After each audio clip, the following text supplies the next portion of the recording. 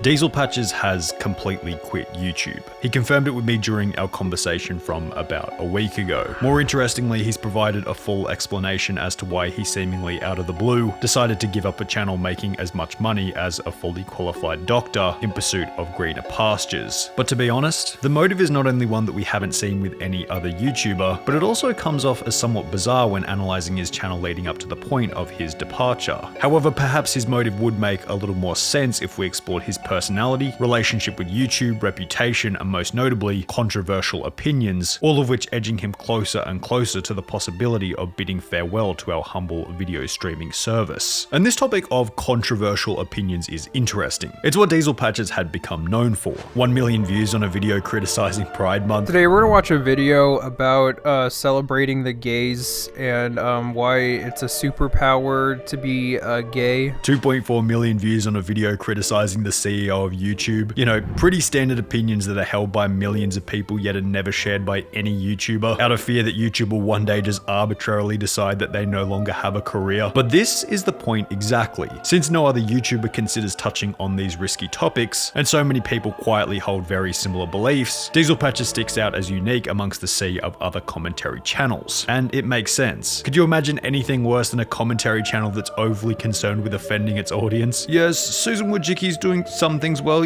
others not so much, but you know, I respect her as a person. YouTube videos aren't supposed to be a workplace performance review, and sadly, constructive criticism doesn't make for very good entertainment. However, walking a path paved with controversial content isn't exactly rosy, the reason for which being inherent in the word itself. It's controversial. For every subscriber that found themselves relating to Diesel Patches, there was another who would have liked to see him tied underneath the train displayed in his profile picture. The people he criticized, the fans of the people he criticized, and the thousands who disagreed with the occasional hot take on his channel. While Diesel Patches had a series called Why I Don't Like Insert YouTuber, YouTube had a series called Why I Don't Like Diesel Patches. And after realizing this guy has like 600k subs and his audience seemed to enjoy most of his opinion-based content, I figured it'd be a good idea to go over 2 videos that I would consider to be the worst. Now, it should be noted that most of these videos have huge dislike ratios, showing that most are in favor of Diesel's content. But you have to be on the controversial side for anyone to make a full video extensively covering why they don't like you, or to have only the 3rd video on your channel devoted to reading all the negative comments from your first 2. On a controversy scale from Gypsy Crusader to Coco Melon, I'd say that Diesel Patches sits about here.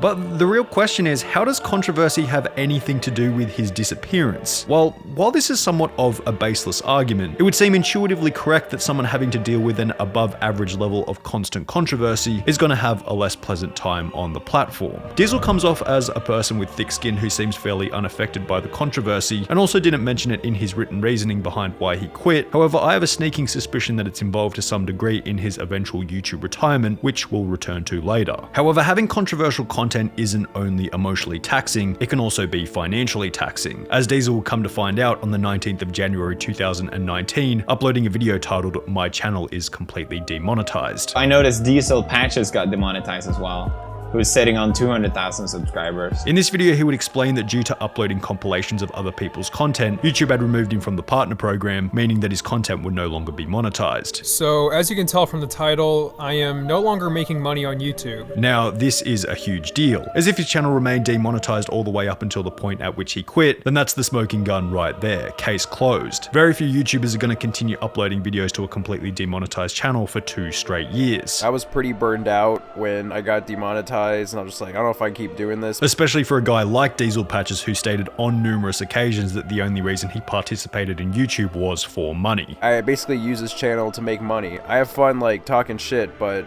part of it is making money off of it. However, this wasn't the case. 6 months after his channel had been demonetized, on the 3rd of July 2019, he would upload a follow-up video titled "YouTube Remonetize My Channel." I didn't think it was possible, but I actually got monetized again. I'm glad I can get back into this community because I think it's pretty clear I wasn't really trying at all, and it's because I wasn't making money, so I felt like I didn't have to. I just kind of made those videos for fun. But this was around 2 years before he quit in early 2021. Monetization rules had shifted since he had been remonetized. Perhaps he had been demonetized once again, but decided not to talk about it, so I asked him about it. I noticed your channel got demonetized in January 2019, but remonetized in July 2019. Was it still monetized when you quit? What percentage of your videos were getting demonetized towards the point of hitting 1 million subs? To which he would respond, I've been monetized since then and was rarely demonetized. This removes one possible theory being that there was a lack of financial incentive for Diesel to continue YouTube, or even that YouTube wasn't paying enough. In the 12 months leading up to the point at which Diesel would quit, his channel gained a total of 146 million views. Many of his videos have been copyright claimed, so let's take maybe 30% off 146 million and call it a square 100 million monetized views. Then let's use an average commentary channel ad rate of $2 to $4 per 1,000 views, equivalent to $2,000 to $4,000 per million views, which equates to between $200,000 and $400,000 per year in ad revenue alone. And this seems like an appropriate point to begin discussing the email in which Diesel explained why he had quit YouTube, as we can relate it back to this insane level of income. He stated that one of the main reasons for quitting was that he had finished school and was able to obtain a well-paying job, in brackets won't specify what, which was also mentioned in one of his final videos before quitting. But now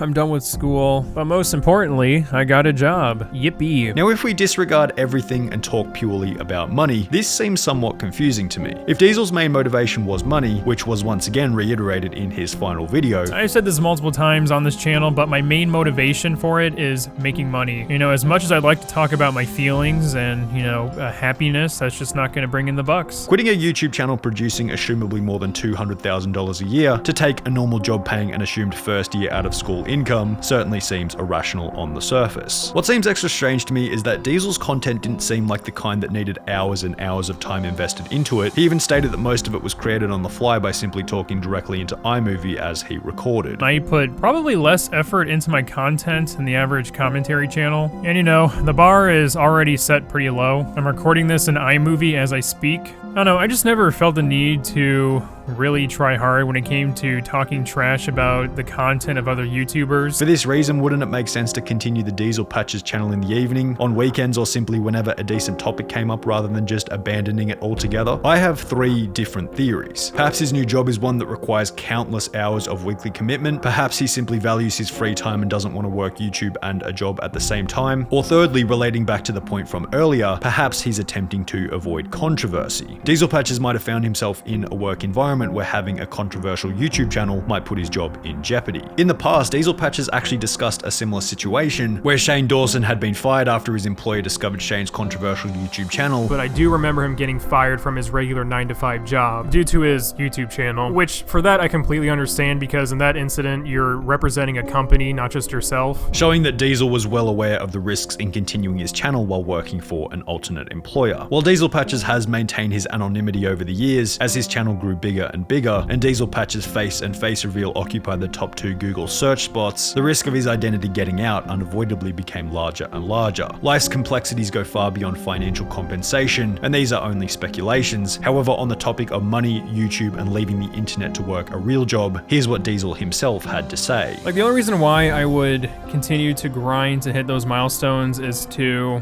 pretty much make money off my videos. And I feel like I've made enough where I can say I can take a break now, which is what I'm gonna do. Perhaps the main motivation had been financial during his rise, but after hitting a certain tipping point, his motivation changed to getting a job that was more about the work itself, personal fulfillment, free time, avoiding controversy, and less about the money being earned. This was supported by another statement in his final video being, I mean, don't get me wrong, it's fun to talk trash about it, but what I'm getting at is I'm not very passionate talking about petty YouTube shit. While I do enjoy the YouTube hijinks and being a mean bully, I will say it does get very tiring after a while. Which showed that while YouTube was paying quite well, perhaps it had simply become a monotonous task, as every single one of Diesel Patches' videos followed a very similar format with not much room for reinventing himself. Wedged into that previously displayed clip, Diesel had stated that being a mean bully got tiring after a while, and while I could definitely be interpreting this incorrectly, perhaps as his audience got larger and larger, he felt more guilty about picking on specific creators, knowing that the backlash would be substantially larger than when his channel was small, a phenomena that H3H3 Productions had felt as their channel was growing in the beginning. When we started, our channel was so small, we could talk about anything and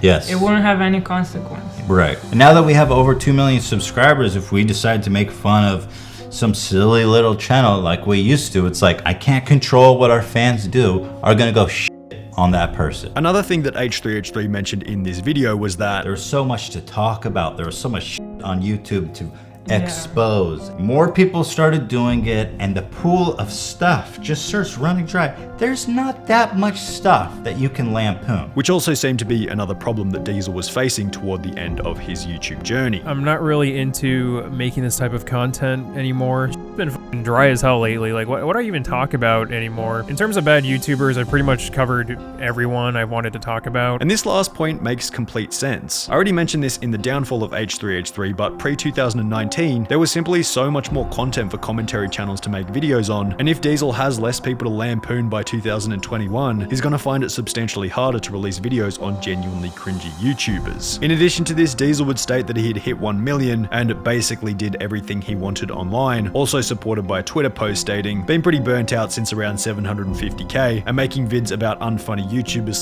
/ YouTube drama is kinda draining. The only reason I continued is so I could hit 1 mil, and now that I have, there's not much left." I've already hit 1 million, so there's not really much else to look forward to, at least on this channel. But if you want to see more uploads from me, I suggest checking out Weasel Batches. That's my second channel. As mentioned, Diesel planned on continuing the uploads on his second channel, Weasel Batches, on which he reviews different movies. I'm here to talk about Halle Bailey being casted for Ariel for the... Approximately 7 to 10 videos were uploaded to this channel since finishing up on his main one. However, in our email exchange, Diesel explained that, "I've actually just completely stopped my online presence as a whole, so I'm not uploading on my second channel anymore either," which in combination with the deletion of his Twitter and a statement saying, "It wasn't very pragmatic and I got bored with it," seems like an official declaration, being that Diesel Patches is pretty much finished with the internet.